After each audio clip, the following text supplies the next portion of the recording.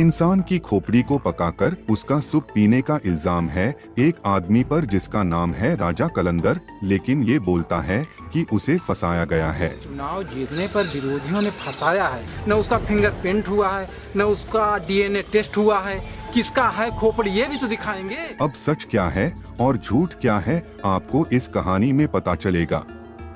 दोस्तों, कहानी शुरू करने से पहले अभी तक अगर आपने मुंबई क्राइम चैनल को सब्सक्राइब नहीं किया है तो जल्दी से चैनल को सब्सक्राइब कर दीजिए, क्योंकि ऐसी ही रियल कहानी हम इस चैनल पर लेकर आते हैं ताकि आपको ऐसी कहानियों से कुछ सीखने को मिले और अपने वर्तमान में आप जागरूक रहे।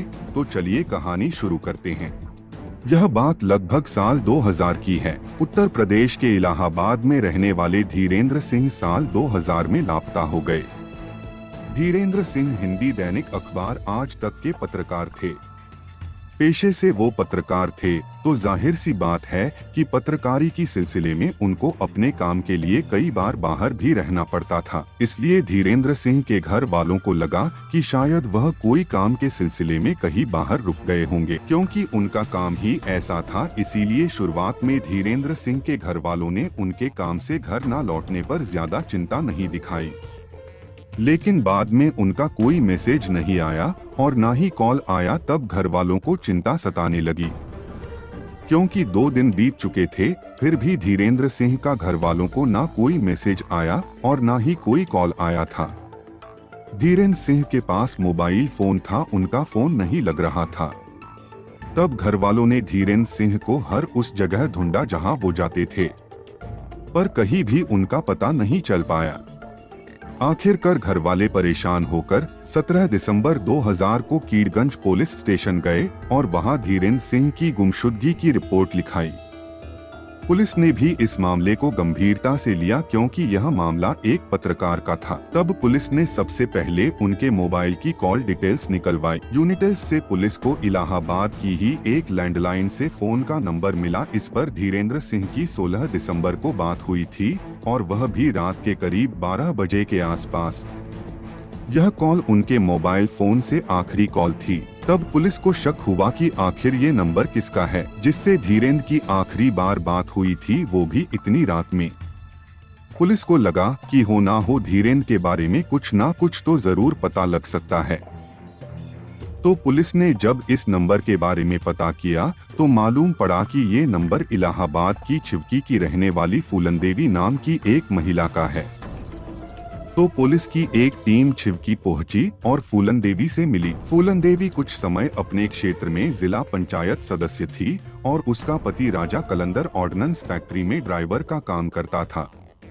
पुलिस ने जब फूलन देवी से पूछताछ की तब उसने बताया कि वो धीरेन्द्र सिंह नाम के किसी भी व्यक्ति को नहीं जानती, और जब उसके पति राजा कलंदर से पुलिस ने पूछा तो उसने बताया कि पत्रकार धीरेन्द्र सिंह से उसका अच्छा रिश्ता है और 16 दिसंबर को उसकी उनसे बात हुई थी और ये बातचीत केवल हालचाल लेने को हुई थी। तब पुलिस उस दिन राजा कलंदर और उसकी पत्नी का बयान लेकर तो वापिस चली गई, पर इनका शक फूलन देवी पर गहरा होते गया।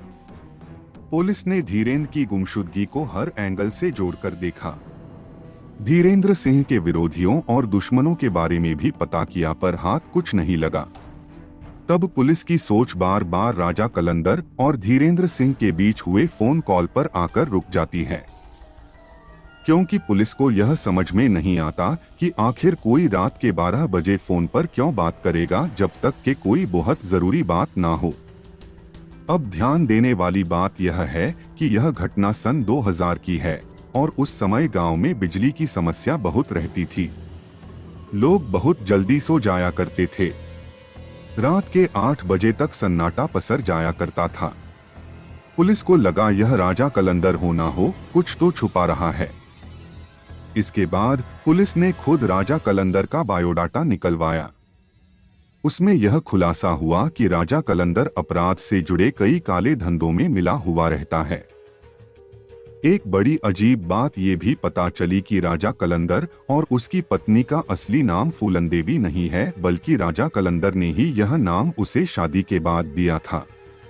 राजा कलंदर के दोनों बेटे थे, जिसमें उसने एक बेटे का नाम अदालत और दूसरे बेटे का नाम जमानत रखा था।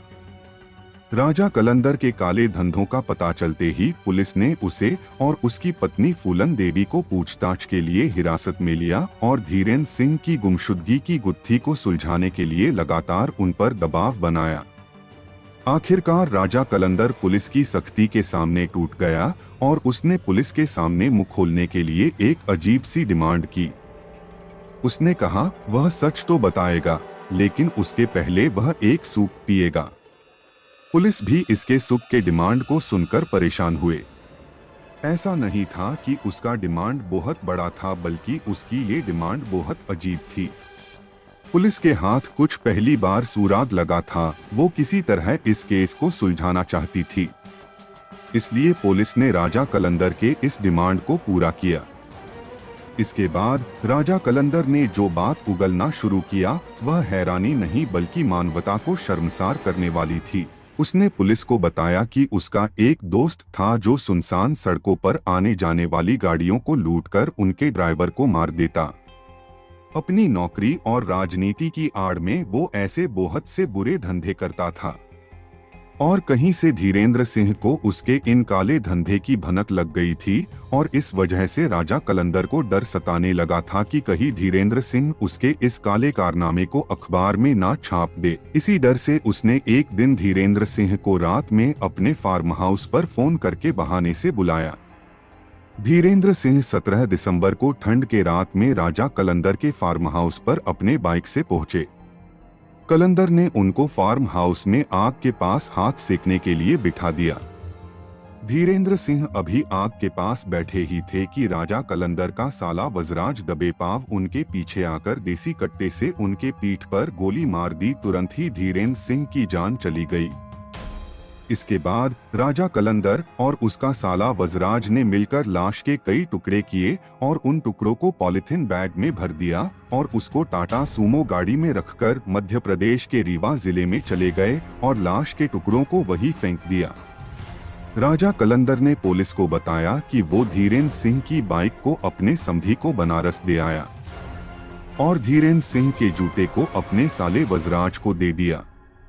बाद में पुलिस राजा कलंदर और वजराज को उस जगह ले गई जहां दोनों ने धीरेन्द्र सिंह के लाश के टुकड़ों को फेंका था।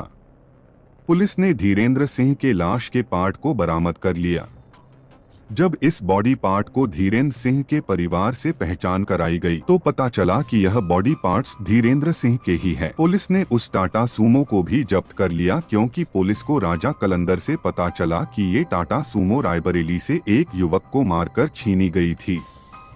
अब राजा ने जो अपराध किए थे, जो जुर्म किए थे, उसकी गांठ एक एक करके खुलने लगी थी।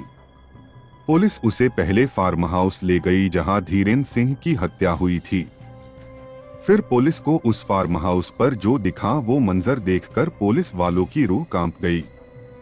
फार्म हाउस में एक पेड़ था जिसकी टहनियों से इंसानी खोपड़ियां लटक रही थी। इन इंसानी खोपड़ियों को कई रंगों से रंगा गया था और हर खोपड़ी पर अलग अलग जातियों के नाम भी लिखे हुए थे, जैसे श्रीवास्तव, पंडित, मुस्लिम आदि। इसके बाद पुलिस ने पूरे फार्म हाउस की तलाशी ली। तब पुलिस को वहां बहुत अहम और बहुत पुख्ता सबूत हाथ लगा जिसने राजा कलंदर और सारे खोपड़ियों के राज उगल दिए। पुलिस के हाथ एक डायरी लगी जिसे राजा कलंदर अदालती डायरी कहता था। इस डायरी में हर उस इंसान का नाम था जिसको राजा कलंदर अपना शिकार बना चुका था और उस डायरी में 14 लोगों के नाम दर्ज थे जिनमें आखिरी नाम धीरेन्द्र सिंह का था। इन 14 लोगों में से अधिकतर लोगों को मारने का तरीका और उद्देश्य करीब करीब एक था। उसका पहला शिकार उसके साथ ऑर्डिनेंस फैक्ट्री में काम करने वाला कालीचरण श्रीवास्तव था। राजा कलंदर ने उसकी हत्या केवल इसलिए कर दी क्योंकि वो कायस्थ जाति के थे और राजा कलंदर ये मानता था कि इस जाति के लोग बहुत होशियार होते हैं। इसीलिए राजा कलंदर ने कालीचरण श्रीवास्तव को अपने फार्म हाउस में बुलाकर उसकी हत्या कर दी और उसके सिर को उसके धड़ से अलग कर दिया। फिर उसने उसके कई टुकड़े किए। फिर उसने उसके कुछ टुकड़ों को फार्म हाउस में दफन किया तो कुछ टुकड़ों को बाहर दफन किया। उसके बाद उसने उसके सिर से उसका भेजा निकाला और भेजे का सूप बनाकर पी गया। दोस्तों, हर जुर्म के पीछे कोई ना कोई उद्देश्य जरूर होता है। उस अपराध की कोई ना कोई कहानी जरूर होती है। और इस उद्देश्य को जानने से पहले अगर आपने अभी तक हमारे इस मुंबई क्राइम चैनल को सब्सक्राइब नहीं किया हो तो सब्सक्राइब जरूर कर ले। तो आइए अब इस कहानी में आगे चलते हैं। इस जुर्म की कहानी की शुरुआत राजा कलंदर का बचपन बताया जाता है।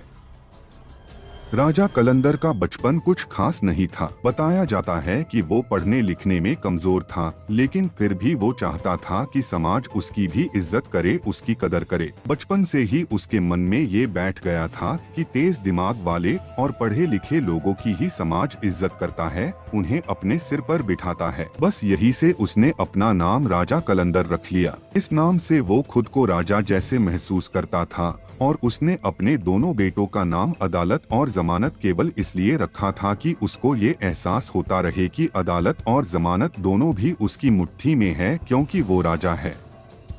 राजा कलंदर एक नरभक्षी इंसान था। इंसान नहीं बल्कि इंसान के भेष में हैवान था।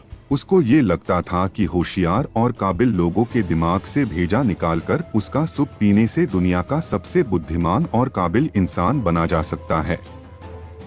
इसीलिए वो ऐसे ही होशियार और काबिल लोगों को चुनता और अपने फार्म हाउस पर लेकर जाता और फिर उनका कत्ल करता और फिर उनका सिर धड़ से अलग करता। रात में वो अकेले अपने फार्म हाउस पर अदालत लगाता, फिर उन खोपड़ियों को अपने सामने रखकर किसी राजा की तरह उनकी सुनवाई करता है।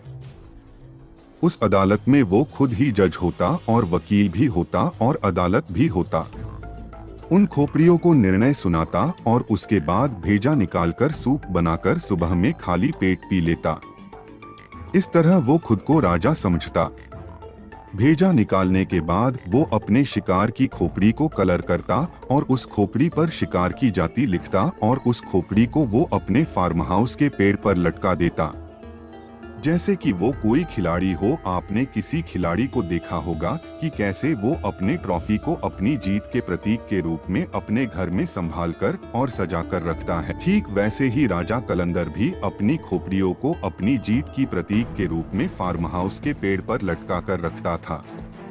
पुलिस की सख्ती से राजा कलंदर ने अपने सारे गुनाह उगल दिए। उसने पुलिस को बताया कि एक बार कार में लिफ्ट ना देने पर उसने गुस्से में 3 लोगों की हत्या कर दी थी। पुलिस ने राजा कलंदर के बयान पर फार्म हाउस से कालीचरण श्रीवास्तव के अलावा अशोक संतोष और अन्य लोगों की खोपड़ियां बरामद की। राजा कलंदर ने अपना पहला कत्ल 1998 में किया और आखिरी 2000 में।